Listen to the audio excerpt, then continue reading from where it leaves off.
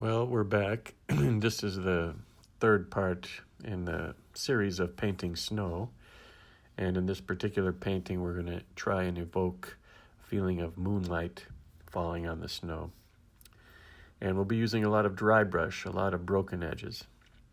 I start with this light ochre wash to kind of give a sense of the position of trees, the house, the banks of the snow. And once I can kind of see that evolving, I jump right in with this mixture of ultramarine blue and a little bit of neutral tint. And you notice that the strokes that I'm putting on are, they start to break up, or they become dry strokes through the field, through some of the road. This is intentional, and my goal here is to get a feeling of shimmering light in those places. I think as the painting comes together, you'll see that come out. Now I'm going up above the house, our familiar house that we painted a couple times already, and a very pure, deep ultramarine blue. I seldom use this blue so darkly, and it's quite exciting to be painting with such an intense blue, deep, dark blue. It's physically exciting. And I'm enjoying the process a lot. As I come into the house, I'm switching to a little bit of alizarin, which is a dark, deep, cool red. And this helps me to control the tonality and just to give a little different weight to the front of the house.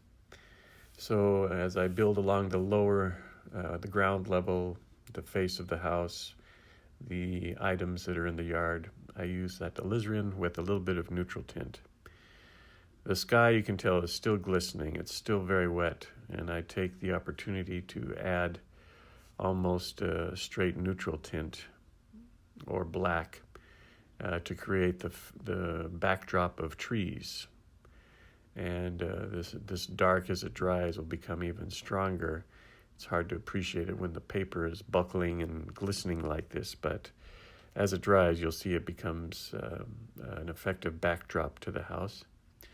And I carry some of that same dark neutral tint into the different features on either side of the house, into the fencing, into some tracks in the road, into some other small areas. And I realize at this point I need to focus on the whites a little bit more. The whites are a little too scattered. I would like there to be a path of light leading from the chimney down the roof to the front of the house, and then scattering a little bit left and right in the foreground. So I have to move to the right side with a little bit of a wash of that same ultramarine blue and neutral tint. I have to move to the left side and hide a lot of the whites that have been there until this point. And this is a good time to do that. Doing that in the beginning of the period painting, you will maybe do it effectively, maybe not.